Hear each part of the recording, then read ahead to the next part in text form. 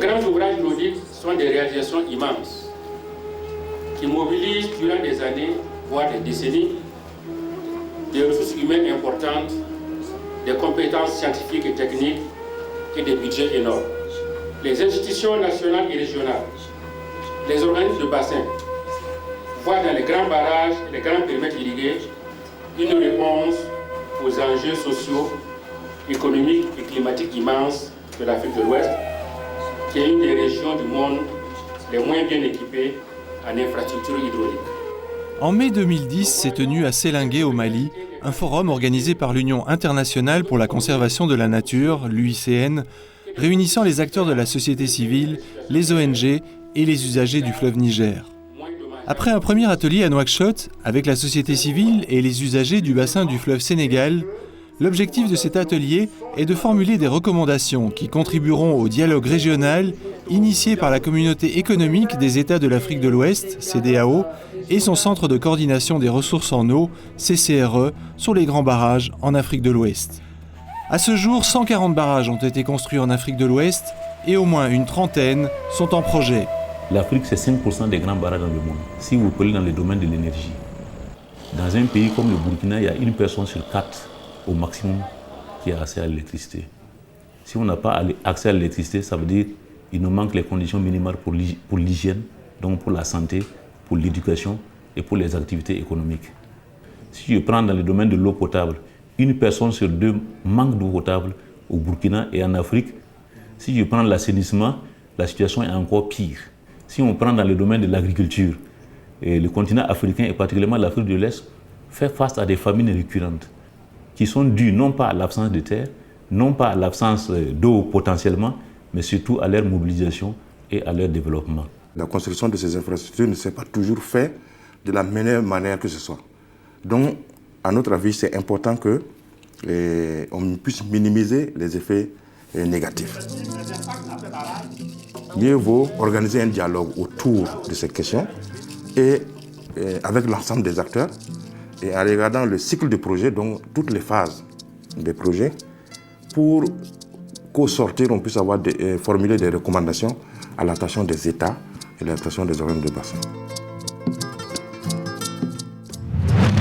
Qui dit barrage dit impact, que ce soit négatif ou positif. En tant que population riveraine, nous n'arrivons même pas jusqu'à aujourd'hui de boire de l'eau potable. La modernité, l'électricité, les écoles. Il faut que les populations, les acteurs, les pêcheurs s'adaptent au contexte qui est le contexte de l'après-barrage. Et nous là-bas, nous n'avons pas encore l'électricité, alors que nous avons, c'est le village le plus proche possible du barrage. Parce que quand on parle de développement, c'est au profit de tout le monde. Pour tous les acteurs, il s'agit, disons, de quelque chose de nouveau. La société civile doit s'impliquer et donner son mot. Tout ce que le barrage doit générer comme bénéfice doit profiter à tout le monde. Et qui dit dialogue dit paix, et qui dit paix dit stabilité. On a besoin d'un dialogue participatif, mais surtout d'un dialogue qui est durable. Ces ressources en eau sont très importantes pour la vie des populations, pour la vie de nos nations, et que ces ressources en eau sont des ressources transnationales.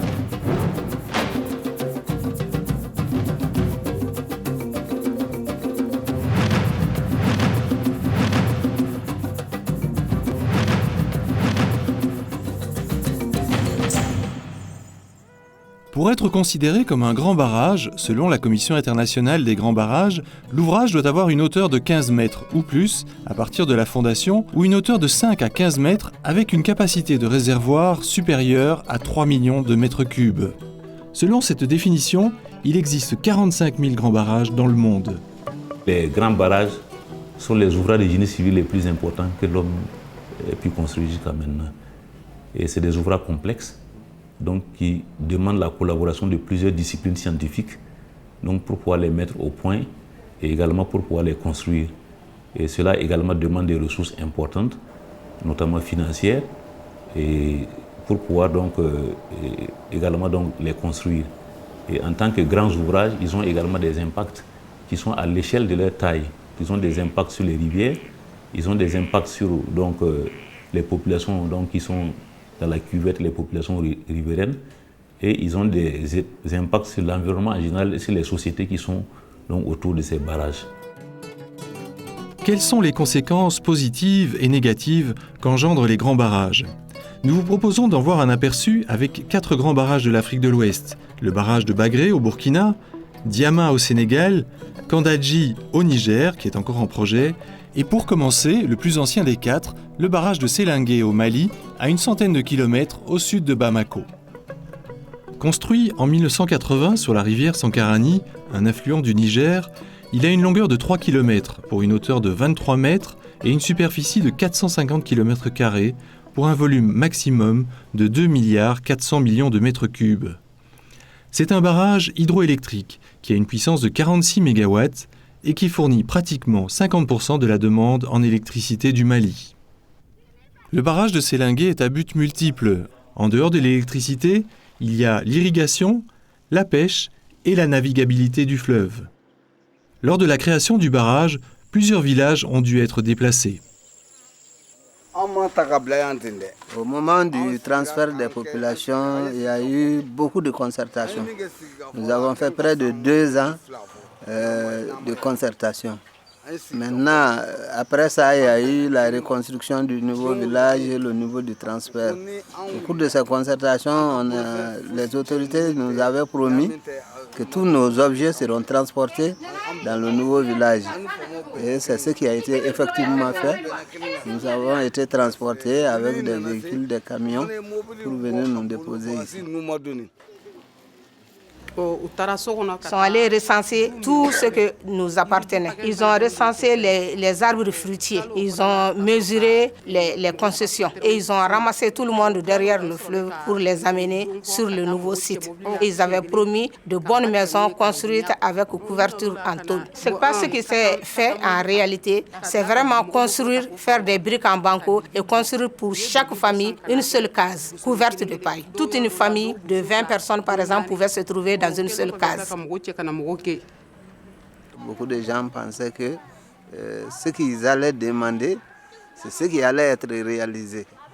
Donc les gens ont demandé des types d'habitats améliorés et ainsi de suite.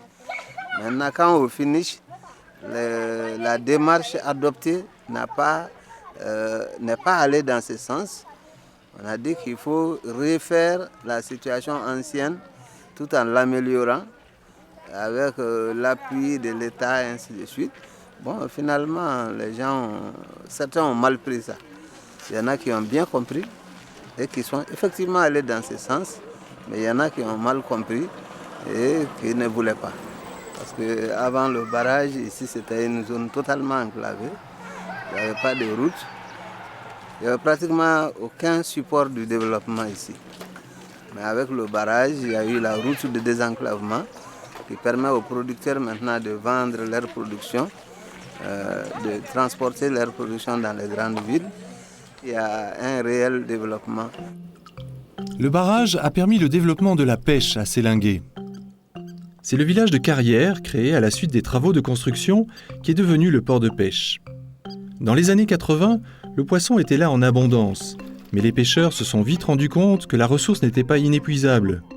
Un comité de gestion et une convention locale ont été mis en place pour réglementer les périodes de pêche.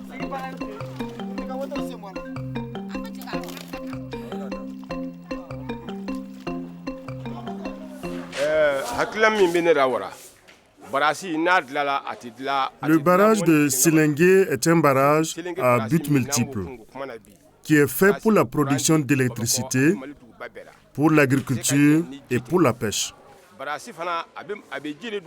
Si les pêcheurs seuls devaient décider les critères de remplissage et de déstockage, cela ferait du tort aux autres utilisateurs prévus dans le cadre du barrage. C'est pourquoi, en tant que pêcheur, on peut formuler des doléances qui peuvent être prises en compte, mais souvent elles ne le sont pas compte tenu des autres utilisateurs de l'eau du barrage.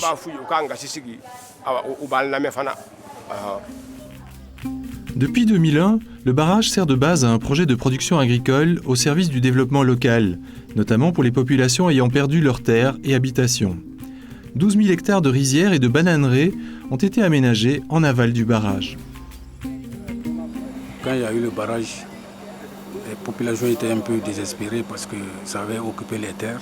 Et il y a eu l'idée quand même de mettre en place un périmètre aménagé à l'aval du barrage. Et ce périmètre a permis aux populations vraiment de retrouver encore le goût de la vie. Parce qu'avec le barrage, c'était la panique. Les gens croyaient que c'était fini. Avec l'aménagement de ce périmètre, ils ont vu vraiment que c'était vraiment une opportunité pour pouvoir reprendre les activités agricoles et cette fois-ci meilleures par rapport à la fois passée.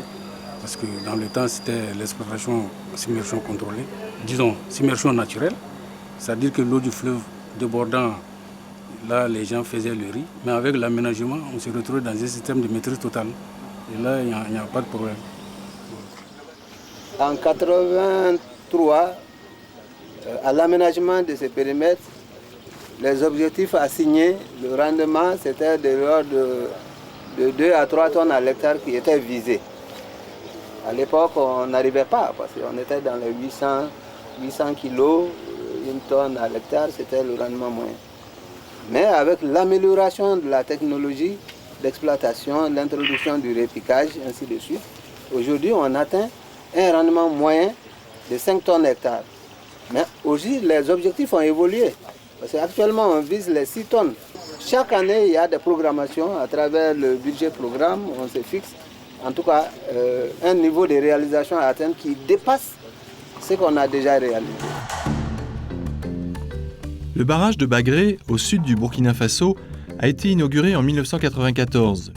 C'est le second plus grand barrage du Burkina, après celui de la Kompienga.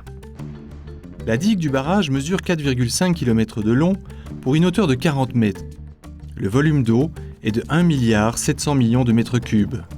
C'est un barrage à vocation hydro-agricole et hydroélectrique d'une puissance installée de 16 MW.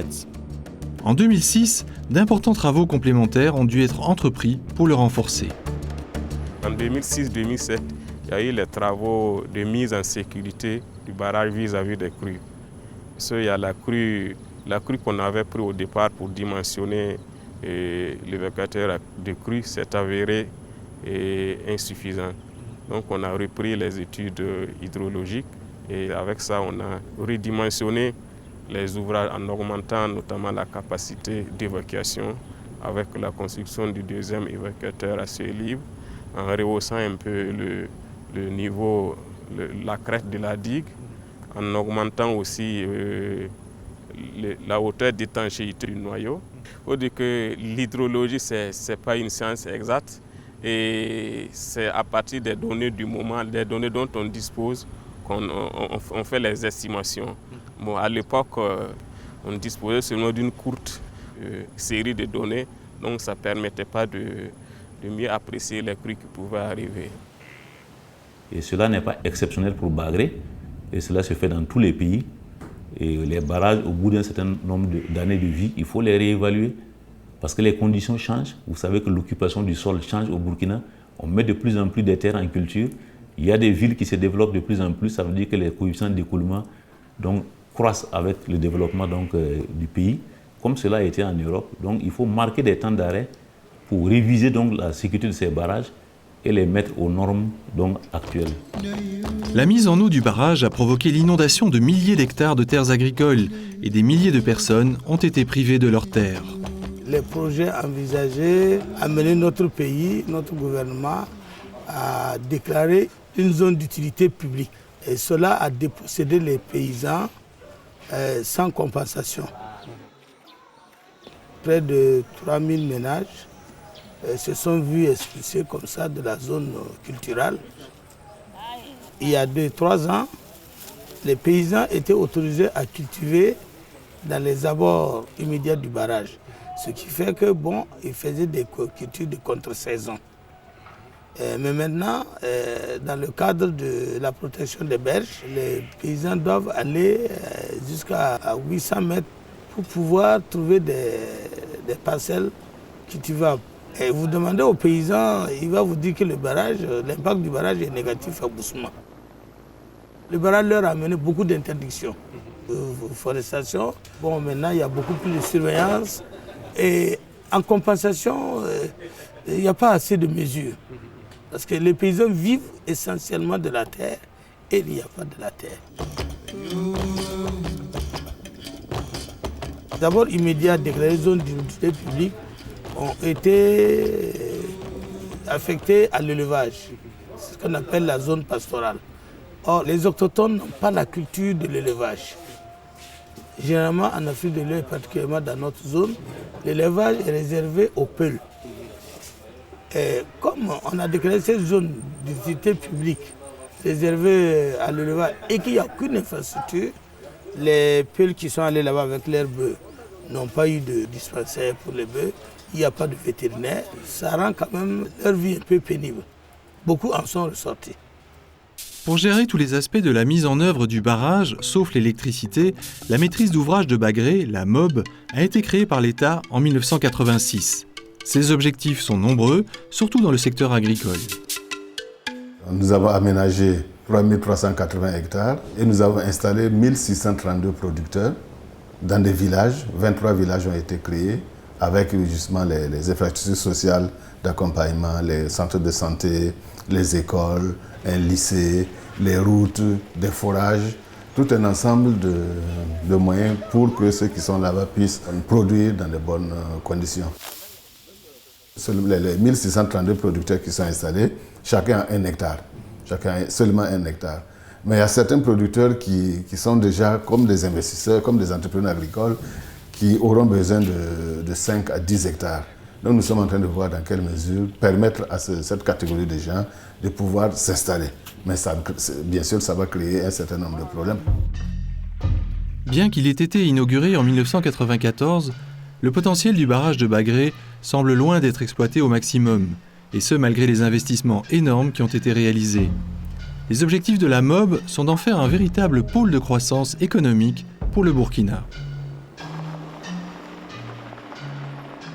Ce barrage a permis déjà l'aménagement de près de 4000 hectares, a permis un certain nombre d'activités économiques comme l'élevage, comme la pêche, comme le tourisme, etc. Mais il manque un certain nombre de services, d'infrastructures pour en faire vraiment un véritable endroit où on constatera un décollage économique. Si les investisseurs doivent venir, il faut un certain nombre de services. Il n'y a pas, par exemple, la poste, il n'y a pas d'Internet. Il y a un certain nombre de services critiques qu'il faudra justement que nous puissions mettre en place. Et là, nous sommes en train de négocier avec la Banque mondiale pour qu'elle nous appuie dans ce sens. La pêche est une activité importante sur le barrage de Bagré. Elle occupe plus de 1000 personnes. La pêche à Bagré, c'est environ autour actuellement de 500 à 600 tonnes par an. Au départ, on avait 1100 tonnes. Aujourd'hui, nous sommes à 500 tonnes. Nous sommes tombés de moitié à peu près. Les causes, moi, je pense qu'on peut émettre à peu près 2 ou 3 hypothèses. C'est-à-dire que, premièrement, il y a les actions anthropiques, c'est-à-dire que les actions directement liées à la pêche, la surpêche, les mauvaises pratiques de pêche, la capture des petits poissons, l'utilisation des engins prohibés, les engins dont les mailles ne sont pas réglementaires, des petites mailles. Ça, c'est un. Il y a la dégradation de l'écosystème par l'occupation anarchique des berges, par les populations riveraines, les agriculteurs, les éleveurs et tout ça. Il y a aussi les facteurs climatiques, c'est-à-dire les perturbations. Il y a des moments où on n'a pas de bonnes saisons pluviométriques, donc il ne pleut pas assez. Ça aussi, ça peut contribuer à perturber. Mais je pense que les actions anthropiques sont beaucoup plus prononcées que les facteurs naturels. Pour gérer les ressources halieutiques, il existe le PAIE, périmètre aquacole d'intérêt économique. Bon, le périmètre aquacole d'intérêt économique, ça sert à permettre une gestion participative et concertée de tous les acteurs qui interviennent sur cette retenue d'eau sur le plan ressources halieutiques. Vous savez, les ressources en eau, les gens pensent que c'est inépuisable. Donc, alors qu'il faut avoir une gestion rationnelle, c'est un élément très important parce que ça permet de rationaliser l'exploitation du poisson pour que les gens ne pêchent pas les petits poissons en laissant les gros, parce qu'il faut quand même permettre aux petits aussi de grandir. Donc les gens ont tendance à pêcher tout. Du coup, nous organisons les pêcheurs et nous voyons comment on peut sauvegarder la ressource et faire en sorte que la présence de cette ressource-là puisse être étalée tout au long de l'année. Ainsi, pour permettre à la ressource de se reconstituer, le prochain comité de gestion du PAIE proposera 1 à 2 mois de fermeture de la pêche chaque année. Mais cela ne suffit pas. Un comité de surveillance a été mis en place, appuyé par les pêcheurs eux-mêmes, car les services techniques du ministère sont trop peu nombreux. Nous sommes 6 personnes pour gérer à peu près 25 000 hectares d'eau qui se répartissent dans 22 villages. Il y a 22 villages autour. Il y a la rive droite et la rive gauche. Issa Zampou est le président du comité de surveillance. Conscient de ce que le barrage peut lui apporter, il passe jour et nuit sur sa barque pour traquer les contrevenants qui ne respectent pas les règles de pêche. Beaucoup de personnes de la région s'expatrient en Italie pour tenter de gagner leur vie. Lui, il préfère rester au pays. Qu'est-ce que ça là? C'est mon Italie. Ça, c'est mon Italie. Ça, c'est mon Italie, ça. Il y a tout dedans. Moi, j'ai 20 enfants là. Moi, j'ai des enfants et je vis près de l'eau. Donc, je dois tout faire pour ne pas perdre ça. Moi, je suis vieux. Je n'ai pas besoin d'aller en Italie ou ailleurs. Ici, quand je serai vieux, mes enfants auront à manger dans ce lac. Et donc, je dois le surveiller attentivement, jour et nuit, tant que je serai en état de le faire. Les incidences d'un barrage peuvent se ressentir tant en amont qu'en aval de l'ouvrage. C'est le cas par exemple à Zékézé, à plus de 30 km en aval de Bagré. Depuis 2004, l'UICN a lancé le PAGEV, programme d'amélioration de la gouvernance de l'eau dans le bassin de la Volta. Parmi les résultats majeurs de ce programme, il y a la restauration de près de 40 km de berges. Le problème était que les producteurs envahissaient le lit du fleuve pour faire du maraîchage. Et l'eau qui venait pendant les périodes de crue, pendant l'hivernage, envahissait les champs de maïs, les champs de mil, et il revenait presque vide. Ça veut dire qu'ils n'avaient pratiquement rien à manger. Maintenant, avec la sensibilisation des projets et autres, les producteurs se sont reculés un peu du lit du fleuve. Cela a permis de reboiser pour consolider les berges et éviter l'ensablement, tout en générant des revenus pour la communauté. Au long des berges, il y a eu jusqu'à 3 bandes. La bande fixatrice des berges. Et il y a la bande fruitière qu'on a mis en place pour que les producteurs essaient de récupérer le fruit après un certain bout de temps, après 4-5 années. Et la bande de bois de chauffe, il y a le cassia. Le besoin en bois pour les producteurs, ils pourront couper ça et pour en faire du bois de chauffe. Ce programme a été accompagné de sensibilisation, d'équipements en pompe et de formation des communautés villageoises. Avant la création du barrage, on ne cultivait pas grand-chose. Mais maintenant, on arrive à faire des cultures de contre-saison, après la saison de pluie. Le fait de reboiser a diminué l'ensablement dans les champs agricoles. Et l'eau reste plus longtemps et ça nous permet de faire du maraîchage et d'autres cultures grâce à l'irrigation.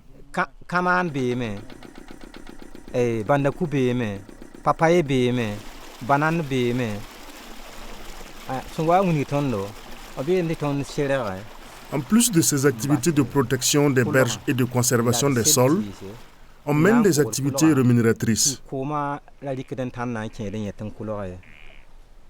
Le projet est venu en appui au maraîchage grâce aux dons de semences, de 3 motopompes. Et il y a aussi eu l'appui financier aux femmes dans l'élevage de reproduction et d'embauche. Le PAGEV a également appuyé le processus de gouvernance transfrontalière entre le Ghana et le Burkina, qui a conduit à la création d'un comité technique pour la gestion des ressources en eau dans l'intérêt des 2 pays. D'abord, il y a un comité pays pour chaque pays, un comité donc au Burkina et un comité pays au Ghana, donc, qui se réunissent pour pouvoir harmoniser leurs points de vue. Et nous avons donc le comité technique donc, interrégion qui se tient concomitamment au Burkina et au Ghana. Il y a un certain nombre d'éléments que le Ghana peut reprocher, par exemple, au Burkina. Il s'agit, par exemple, quand le barrage de Bagré est trop plein, donc nous faisons ce qu'on appelle un délestage d'eau. Et quand ça arrive là-bas, avec une forte pression d'eau, et si les gens ne sont pas informés, ça fait des ravages, ça fait des inondations. Mais on a réglé ça. donc avec le Ghana et la Sonabel. Au Burkina, plus de 6 millions de personnes sont concernées par les eaux du Nakambé, qui alimentent le barrage de Bagré. L'agence des eaux du Nakambé vient d'être créée pour assurer la gestion intégrée et concertée des ressources en eau du bassin. Il y a les agriculteurs, il y a les éleveurs, il y a les pêcheurs, il y a les forestiers. Et chacun, à son niveau, a besoin de l'eau. Et dans les temps, chacun prélevait comme il l'entendait, sans concerter l'autre, sans savoir quel est le besoin de l'autre. Et on arrivait à des situations où il y avait des pénuries, où l'eau ne suffisait pas à tout. Alors la gestion intégrée viendra mettre fin à tous ces actes-là pour que l'ensemble de ces acteurs s'asseyent autour d'une même table, se concerter pour déterminer un plan et agir conformément à ces plans-là. Cette gestion intégrée des ressources en eau, ça suppose un changement de comportement parce que c'est une approche nouvelle. On n'est pas habitué à ça. Au nord du Sénégal, le fleuve Sénégal forme la frontière avec la Mauritanie. Le barrage de Diama a été achevé en 1986. Ce n'est pas un barrage de retenue d'eau, mais un barrage anti-sel.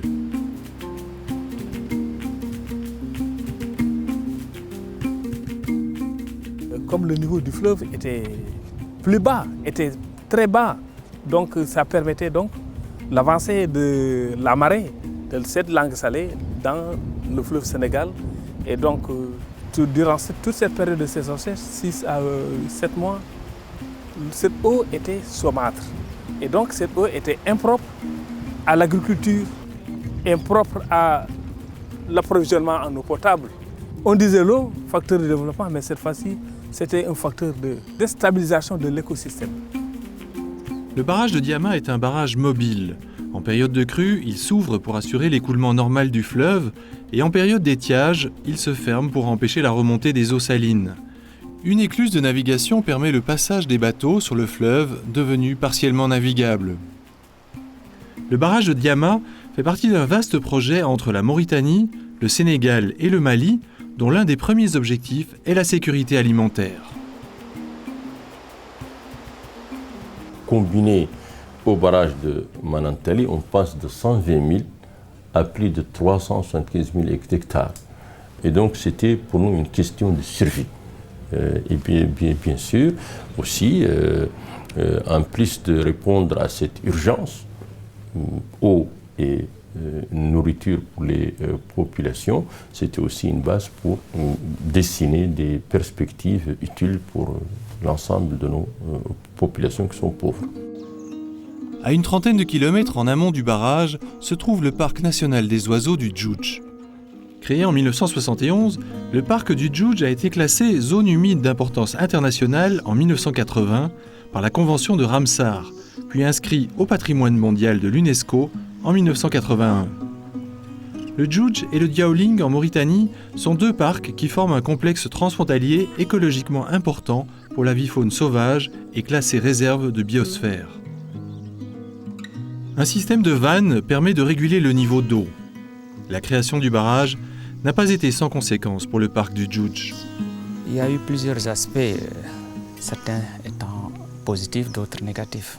Les aspects positifs, c'est que nous avons de l'eau douce en permanence, ce qui nous permet de réguler le niveau dont nous avons besoin ici pour la survie de la vie faune et pour entretenir également la végétation. Et de ce fait, vous voyez au niveau des berges, des plans d'eau permanents et semi-permanents, il y a un développement assez intense, assez marqué de la végétation. Ceci permet également à la faune ichthyologique, notamment les poissons, de bien se développer, de se reproduire dans ces sites. Seulement, cette présence d'eau douce s'accompagne également d'autres phénomènes tels que la prolifération d'espèces aquatiques envahissantes. Et le phénomène le plus remarquable, c'était la présence de la salade d'eau et de la salvignon. Et dans d'autres endroits, c'est le typha. Bon, la présence de l'eau douce également a favorisé la remontée de la salinité. Et ceci détruit la végétation dans les parties les plus hautes. Et constitue un frein au développement de certaines espèces végétales. Si la richesse écologique est un atout certain pour le tourisme et la recherche scientifique, le développement de l'agriculture, par contre, accroît la pression humaine sur le parc. La problématique de la gestion doit être prise de manière concertée. Et donc, qu'il s'agisse de l'AMVS, qu'il s'agisse des ONG ou de tous les organismes de développement qui doivent s'intéresser à la gestion de l'environnement ici. Parce que la prolifération des plantes aquatiques n'intéresse pas uniquement le parc. Dès qu'il y a un problème qui se ressent ici, ça veut dire que ça peut aller ailleurs. Si la salade d'eau a pu être supprimée rapidement grâce à l'introduction d'un insecte, le TIFA, lui, s'est développé de façon spectaculaire depuis que le fleuve est alimenté en eau douce en permanence, au point d'empêcher l'accès au fleuve, d'altérer la qualité de l'eau et de favoriser l'apparition de certaines maladies. Le seul moyen de s'en débarrasser efficacement, c'est l'arrachage mécanique. Le premier programme a été un programme dit expérimental. Choisir la meilleure technique et en même temps traiter les parties les plus infestées. Le second programme qui démarre dans Zambouan, lui, il est beaucoup plus massif et beaucoup plus curatif. Et l'idée est de traiter plus de 50 000 hectares. Le village de Diama a été l'un des premiers à bénéficier du passage des équipes du programme de lutte contre les plantes envahissantes. Si vous voyez en face de nous, ça nous ramène à la situation de référence. Donc aujourd'hui, ce site-là est nettoyé et, comme il l'a si bien dit, en plus donc de la lutte mécanique, il y a un équipement qui est donc mis à la disposition des comités. Et maintenant, tu as vu avec l'enlèvement mécanique, il n'y a plus rien. Ils l'ont enlevé et puis tu as vu les gens ils fréquentent le fleuve comme il faut. Mais avant, on ne pouvait pas fréquenter à cause du TIFA. On nous a formés sur les pratiques de l'enlèvement du TIFA et surtout de l'utilisation du matériel. C'était très difficile pour nous parce que nous n'avions pas un passage pour aller dans les zones de pêche. Parce qu'on restait par semaine, et les vendredis surtout, et tout le monde se mobilisait pour prendre des fourches et faucher quelques tracés pour avoir une piste pour accéder dans les zones de pêche. D'autres pistes sont également explorées pour tenter de faire de cette nuisance une opportunité. Il y a plusieurs projets en cours pour essayer de transformer le TIFA en combustible qui pourrait remplacer le bois ou le charbon de bois ou encore des briquettes pour la construction. On dit parfois qu'il faut faire de la lutte biologique. Il faut aussi faire de la lutte chimique. Je dis tout le temps aux gens, on ne peut jamais introduire quelque chose dont on ne connaît pas les conséquences demain. C'est une approche à la fois rationnelle, prudentielle aussi, et qui tienne compte de cette exigence d'éviter au maximum toute variable nouvelle susceptible d'introduire un dysfonctionnement qui peut paraître parfois irréversible. Le barrage et les plantes envahissantes sont également responsables de certaines maladies hydriques qui sont apparues. Après l'avènement du barrage, on a vu beaucoup de maladies émerger, telles que la bilharziose, telles que les entérites, telles que le paludisme, telles que les géohelminthiases. Donc ça a beaucoup influé sur la vie des populations et actuellement il y en a même qui constituent de véritables épidémies. Pour réagir à cela, l'OMVS a lancé un programme de lutte contre ces maladies appelé Offensive Santé, dont l'objectif est de réduire le paludisme de 50% et de contrôler l'évolution des pandémies. C'est notamment grâce à ce programme que le taux de couverture en moustiquaires imprégnés est passé de 7 à 87%. Sensibiliser les gens, c'est primordial. Je dirais que c'est primordial. Apprendre les gens à comment faire pour éviter telle ou telle maladie. Parce que la bilharziose a sa façon de se contaminer, le paludisme également, certaines gastro-entérites également. Donc il faudrait nécessairement passer par les sensibilisations, l'éducation, la communication et l'information des populations pour aider ces dernières à vraiment se prémunir contre les maladies. Les femmes riveraines du fleuve ont aussi payé un lourd tribut avec la construction du barrage. Avant, elles cultivaient les terres de décrue, mais celles-ci ont pratiquement toutes disparu. Pour leur permettre de s'adapter et de créer de nouvelles activités rémunératrices, un groupement de femmes a monté la FEPRODES, une mutuelle d'épargne et de crédit. Notre association, quand elle a été créée pour un meilleur accès des femmes. On va dire qu'on va continuer à créer, mais un accès au crédit pour qu'elles puissent mener des activités. On s'est dit, on compte sur nous-mêmes avant de compter sur les autres. Alors nous les poussons en tout cas à produire et puis pousser les femmes à collecter le produit des récoltes, transformer un produit de qualité pour pouvoir concurrencer les sous-produits qui viennent de l'extérieur et puis dire une pierre deux coups, quand les uns produisent, les autres collectent, transforment et commercialisent pour mieux fixer les populations dans leur terroir, faire reculer l'exode rural, mais surtout l'immigration clandestine. Face à ces nouvelles situations dues à la construction du barrage, les pêcheurs ont aussi dû s'adapter et se sont organisés pour mettre au point une charte de pêche. Dans la première partie, nous avons travaillé pour essayer de voir quels sont les matériels prohibés qu'on n'utilise pas, essayer d'identifier tout. Nous avons fait la situation de référence de la zone. Nous avons aussi travaillé jusqu'à faire une partie réglementaire au niveau de cette charte-là. La partie réglementaire, c'est les méthodes de pêche, les amendes et tout, on en a discuté. Donc c'est une charte qui est à nous, qui a été validée par le sous-préfet, le président de la communauté, le conservateur et nous en tant qu'acteurs de pêche aussi.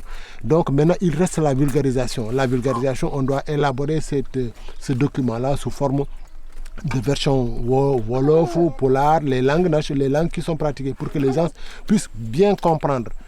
Le grand problème, c'est qu'aujourd'hui, il faut que les populations, les acteurs, les pêcheurs s'adaptent au contexte qui est le contexte de l'après-barrage. On doit vivre avec le TIFA, donc on doit trouver aussi des solutions de gestion parce que ça, c'est notre métier.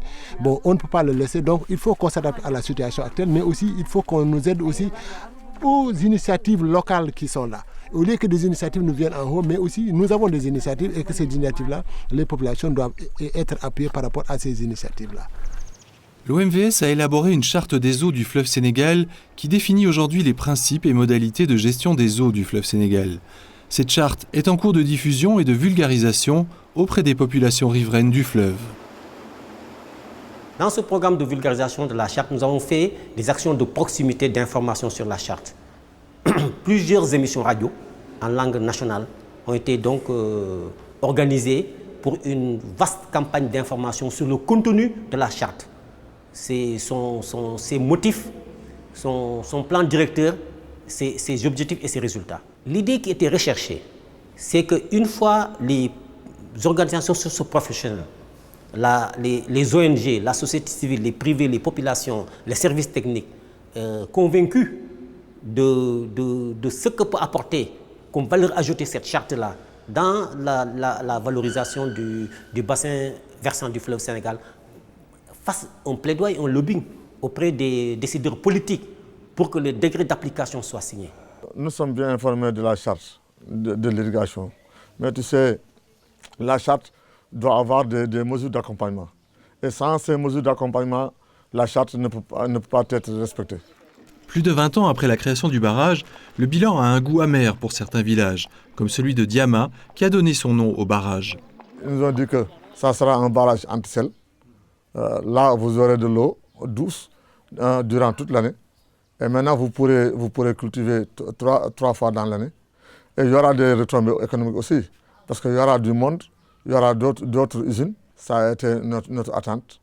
Je peux dire même jusqu'à présent, nous sommes à cette attente-là. Parce que nous sommes là en tant que population riveraine. Nous n'arrivons même pas jusqu'à aujourd'hui de boire de l'eau potable. Toute cette ceinture de villages, que ce soit sur les rives droites ou sur les rives gauches, seront tous dotés d'un réseau non seulement d'adduction d'eau, mais d'assainissement aussi, dans le cadre d'un programme beaucoup plus vaste qu'on appelle chez nous l'offensive santé de l'Organisation pour la mise en valeur du fleuve Sénégal, qui s'étend sur 10 ans. L'objectif factuel pour la première période quinquennale qui s'achève dans 2 ans et demi est de réduire le taux de prévalence du paludisme et des schistosomiases de 50% et ensuite éradiquer ces pandémies-là. Or, cet objectif-là ne peut être atteint que s'il y a cet accès à l'eau potable. Ce programme de gestion intégrée des ressources en eau s'attache à agir à une échelle locale. Donc, et la première phase quinquennale que je viens d'évoquer permettra la valorisation de plus de 80 000 hectares. Au Niger, à une centaine de kilomètres au nord-ouest de la capitale Niamey, près de la frontière malienne, la région de Kandadji se prépare à la construction d'un grand barrage sur le fleuve Niger. La digue aura une longueur de près de 9 km et le réservoir une superficie de 282 km². Le barrage de Kandadji était une infrastructure à but multiple. Donc le premier objectif du barrage, c'est constituer un stock d'eau en période de crue et pour pouvoir l'utiliser en période d'étiage de façon qui est de façon permanente de l'eau dans le fleuve, c'est-à-dire un débit minimum garanti. Et le deuxième objectif, c'est, partant de cette quantité d'eau disponible, accroître les périmètres irrigués, donc les productions agricoles par irrigation. Et nous avons ici au Niger un potentiel irrigable le long du fleuve Niger de plus de 122 000 hectares et à peine 15% de ce potentiel exploité. Pour un pays qui connaît de façon récurrente des crises alimentaires, c'est la voie, sinon la seule voie vraiment pour accroître la sécurité alimentaire et faire face aux crises alimentaires répétitives que vit le pays. Construire un tel barrage n'est évidemment pas sans impact, que de nombreuses études tentent de prévoir. L'étude d'impact environnemental et social du barrage de Kandadji venait, si vous voulez, pour remplir les obligations en matière de politique environnementale des bailleurs de fonds d'abord, qui est principalement la Banque africaine de développement à l'époque qui a financé cela, mais aussi celle de l'obligation du gouvernement du Niger qui, depuis la conférence de Rio en 1992, a fait des questions environnementales et sociales une préoccupation.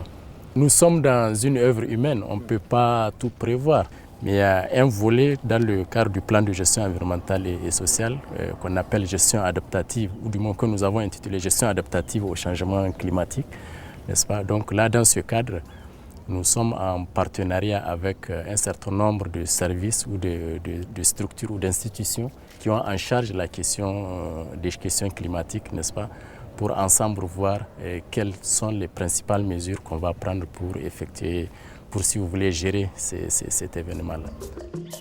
À terme, ce sont plus de 35 000 personnes qui vont devoir être déplacées.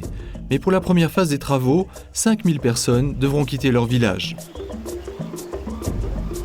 On va à Kandadji, un village administratif qui a 35 hameaux, qui se constitue de 5 villages qui seraient déplacés par l'avènement du barrage.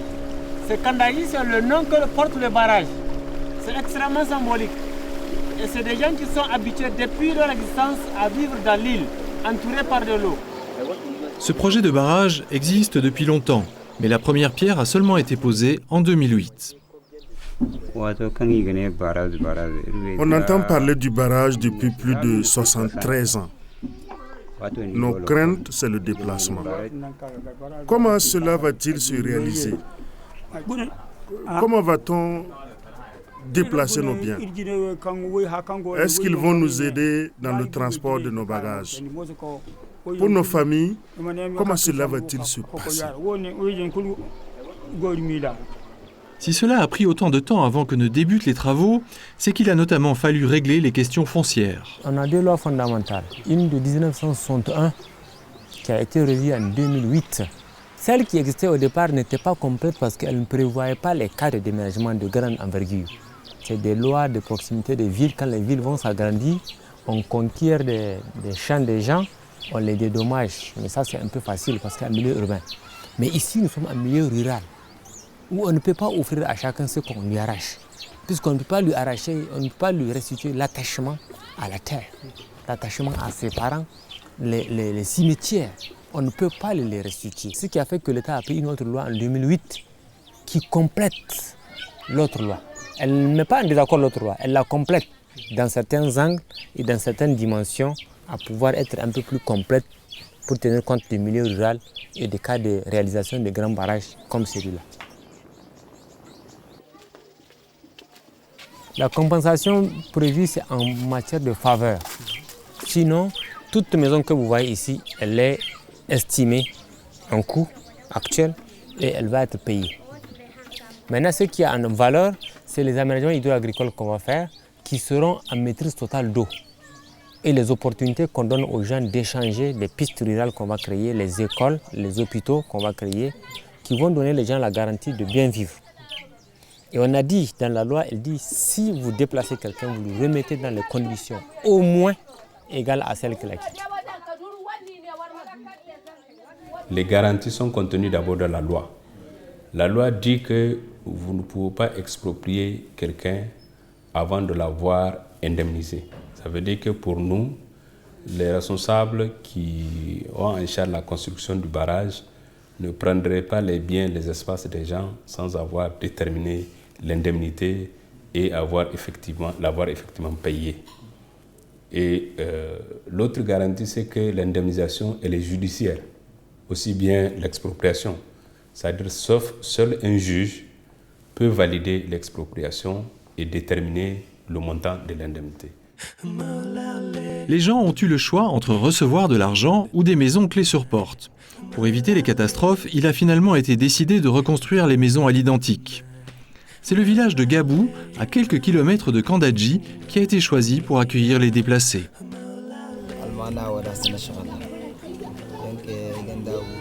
Nous avons accepté que les villages déplacés viennent s'installer sur notre territoire, car nous savons que le barrage est profitable pour nous et pour le pays. Nous sommes deux ethnies différentes, les Bella et les Djerma, et nous sommes concurrents depuis la nuit des temps. Nous souhaitons donc garder une distance entre nous et eux. Si nous sommes un village d'accueil et qu'il y a ailleurs un village de déplacés, c'est aussi pour nous permettre à chacun de nous développer.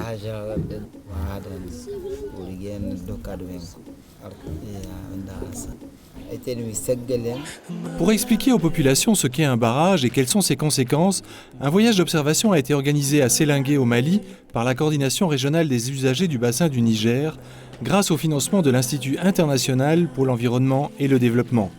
Un voyage qui a été, semble-t-il, une véritable découverte pour les villageois.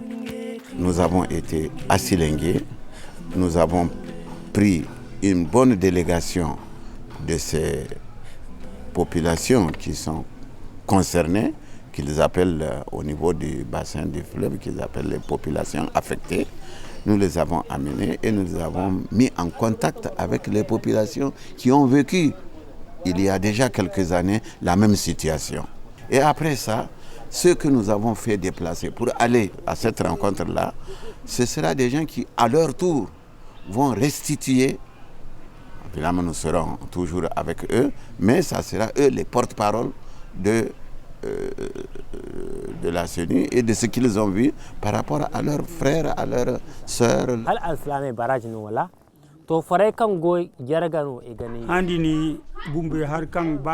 barrage de Sélingué a été construit avant la démocratie. Donc, ce qui a été fait avant la démocratie et ce qui va se faire maintenant, ce n'est pas la même chose. Dans ce temps-là, c'est ce que le blanc disait de faire qui était fait. Aujourd'hui, nous sommes en démocratie, donc ce n'est plus pareil. J'ai été là-bas au barrage de Sélingué. J'ai vu des changements. Avant, ils n'ont pas des écoles. Maintenant, il y a des écoles, il y a la santé, il y a les pompes, l'électricité, et puis les aménagements. Avant, ils cultivent une fois dans l'année. Maintenant, ils cultivent 2 fois. Tu sais, ça, c'est un bénéfice. Les femmes, avant, là, elles font leur corticage avec les doigts. Maintenant, elles ont des machines, elles travaillent bien. J'ai vu que maintenant, c'est mieux le barrage. Nous avons compris qu'il fallait jouer la transparence, qu'il ne fallait pas cacher des choses. Il fallait montrer d'un côté qu'il y avait des perspectives de développement, qui sont bonnes, mais que de l'autre côté, il y a un prix à payer, mais qu'il y a des moyens pour atténuer ces nuisances, ces différentes, si on peut dire, retombées négatives. Je pense que les populations ont très bien compris. C'est un ouvrage vraiment dont la vocation est de satisfaire les besoins du pays, pas les besoins d'une région, d'une ethnie, quelque chose comme ça. Et de ce point de vue-là, tout ce que le barrage doit générer comme bénéfice doit profiter à tout le monde. Des populations d'autres régions du Niger ou même de l'extérieur vont venir. Comment est-ce que tous ensemble, l'organisation serait faite pour que chacun ait accès aux fruits du barrage selon le type d'activité qu'il mène. Il y a un certain nombre d'outils de gestion communautaire qui sont en train d'être mis en place. Il y a par exemple la charte de l'eau qui a été signée par l'ensemble des États et qui a été ratifiée par la plupart. Je crois que les derniers vont le faire dans les mois à venir. Il y a l'Observatoire du bassin du Niger qui va centraliser un certain nombre d'informations et de données à la disposition des États pour pouvoir gérer correctement l'accès à la ressource en eau. Et il y a récemment la délégation faite par les chefs de l'État, de l'autorité au secrétariat exécutif pour gérer en tout cas les grands réservoirs et donner des consignes que chacun des États est tenu de respecter.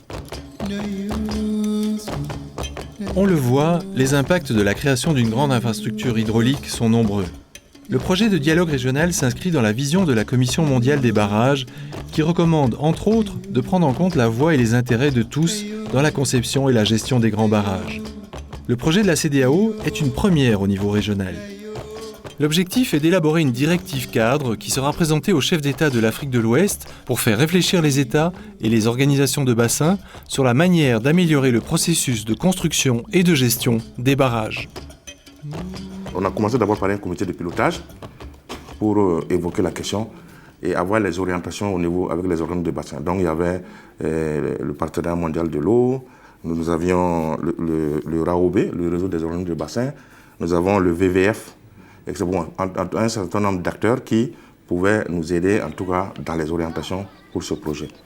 Et ensuite nous avons pris un consultant pour examiner dans la sous-région au niveau des pays comment est-ce qu'ils ont mené des concertations pour ce genre d'ouvrage. Qu'est-ce qui a réussi, qu'est-ce qui n'a pas réussi, qu'est-ce qu'ils n'ont pas pris en compte. Et donc on a fait une synthèse documentaire et c'est par la suite maintenant que nous avons pris un panel d'experts indépendants de haut niveau, sociologues, économistes, hydrologues, agronomes, etc., pour examiner en détail les concertations sur 3 grands barrages, Kandadji, Bui et puis Manantali. En fait, notre idée, c'est de dire quoi? C'est vrai que l'État a joué un rôle majeur dans la réalisation de ces grands ouvrages. Maintenant, il y a des partenaires qui sont soit affectés directement ou indirectement par ces ouvrages, qui n'étaient pas impliqués. Donc, notre suggestion, c'est de voir si il est possible aujourd'hui de répartir maintenant les rôles. Ça veut dire que l'État va réduire un peu son pouvoir régalien et voir s'il est possible de partager les différents rôles-là entre toutes les parties prenantes, dont la société civile est un acteur majeur. Donc dans tout le processus, depuis l'identification de projet jusqu'à sa mise en œuvre, il faut maintenant impliquer la société civile dans toutes ses composantes. L'Union internationale pour la conservation de la nature est partenaire du dialogue et fait partie du comité de pilotage. Elle a mené plusieurs actions pour faciliter la participation de la société civile au dialogue régional, dont un forum électronique, des formations et des rencontres avec la société civile des 5 bassins fluviaux majeurs de l'Afrique de l'Ouest, afin de rédiger des recommandations qui contribueront au processus de décision relatif au projet des grandes infrastructures hydrauliques. Donc c'est la toute première fois que l'ensemble des acteurs de la société civile, y compris les ONG, y compris la société civile, les gens qui sont totalement indépendants, qui sont des alliés, se retrouvent à Sélingué pour discuter de cette question autour de ce qu'eux-mêmes ont appelé le dialogue autour des barrages. Parce qu'on ne peut pas défendre un dossier comme le dossier des grandes infrastructures hydrauliques sans pourtant les connaître. C'est l'autorité du bassin du Niger, l'ABN, qui est l'organisme du bassin du fleuve Niger et qui a pour rôle de garantir des projets transfrontaliers équitables et durables. Les projets de construction de nouveaux barrages sur le fleuve Niger, plus de 1000 km en amont, pourraient ainsi affecter le débit du fleuve et avoir une incidence sur l'ensemble du delta intérieur du Niger, et notamment le système Fagibine, qui réunit 5 lacs interconnectés et alimentés par le fleuve. On a en tête que le système Fagibine se situe à l'aval de 3 barrages, 2 qui existent, c'est-à-dire Selengue, Markala, un en projet qui est Fomi, et qui se situe à l'amont du barrage de Taoussa qui est également en projet. Et qui dit barrage dit impact, que ce soit négatif ou positif. Et ces différents impacts n'ont pas réellement été bien évalués quant à leur influence sur le système Fagibine. Mais il y a l'effet conjugué du changement climatique et de l'existence de ces différents ouvrages qu'il faut peut-être mieux étudier. Donc, j'attends de ce forum-là que le système Fagibine soit considéré comme une intégralité du fleuve Niger et que toute étude qui se mène tienne compte de ces systèmes fragiles qui se situent au bout de la chaîne.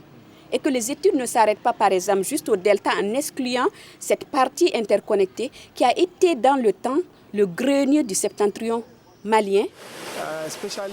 Comment les communautés vont être touchées et comment les gouvernements peuvent garantir la sécurité des personnes et, bien sûr, tenir leurs promesses, à en juger par les expériences que nous avons eues dans le passé avec les autres barrages qui ont été construits sur ce bassin, comme le barrage de Kandji.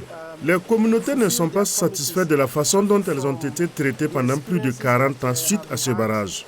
Et si les leçons qui ont été tirées du barrage de Kandji ne peuvent pas être utilisées pour améliorer ce nouveau barrage, cela va être une préoccupation majeure pour la société civile. Entre les membres de la société civile, de voir un peu le dialogue qu'il faut instaurer de manière que les populations, à travers la société civile, à travers donc leurs représentants, soient mieux intégrés dans le processus de réalisation de ces ouvrages-là. Si ces recommandations avaient existé, les populations auraient mieux compris et suffisamment tôt l'intérêt de cet ouvrage-là. Et l'ouvrage a été réalisé, mais les populations ne voyaient pas très bien quel était l'intérêt pour eux. C'est pourquoi nous pensons que désormais, au niveau de l'Assemblée nationale, il va falloir que nous intégrons la population civile, nous intégrons la société civile justement dans l'éventail des personnes que nous devons interroger pour connaître la rentabilité des projets, pour connaître justement les avantages que ces projets peuvent apporter pour la population. Ce processus n'est pas un processus de 20 ans ou de 30 ans, ni un processus de 50 ans, c'est un processus qui va durer sur 100 ans. Et ça, nous estimons qu'il est important, et très important, que la CEDEAO, avec l'UCN, contribue à approfondir le processus. C'est pourquoi nous avons dit qu'on a besoin d'un dialogue participatif, mais surtout d'un dialogue qui durable. Le dialogue doit aboutir à un certain nombre de choses pour considérer qu'il est positif.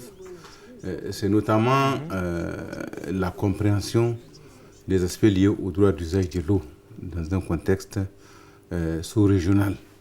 Puisque à chaque ressource en eau correspond un bassin.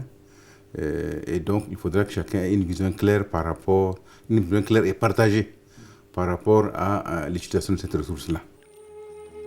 Les recommandations du panel d'experts s'articulent autour de 7 grands thèmes. Reconnaître le rôle essentiel que doivent jouer les organismes de bassin dans le développement et la mise en œuvre des projets de barrages à caractère transfrontalier. Prêter une grande attention aux bénéfices tirés des barrages par les populations riveraines affectées par leur construction. Accepter que tous les problèmes ne soient pas résolus dès le départ d'un projet et anticiper les facteurs de risque pour l'avenir. Accompagner les acteurs pour que toutes les parties prenantes aient les capacités de jouer leur rôle. Optimiser la rentabilité des grands ouvrages hydrauliques en Afrique de l'Ouest. Collecter et partager les leçons apprises sur les barrages existants en Afrique de l'Ouest. Adopter un cadre de référence régional pour la conduite des évaluations environnementales et sociales des futurs projets transfrontaliers. Les 59 bassins transfrontaliers que l'Afrique compte peuvent constituer des vecteurs de rapprochement, de dialogue. Et qui dit dialogue dit paix, et qui dit paix dit stabilité. Il est possible, à travers ces espaces transfrontaliers, de créer une sorte de socle de prospérité et de croissance, mais qui n'appartient plus à un seul État, mais qui appartient à ceux qui peuvent dialoguer. Ma conviction est que le devenir de l'Afrique et du monde se jouera à l'échelon régional. Et ce dialogue-là doit avoir cela comme objectif à terme.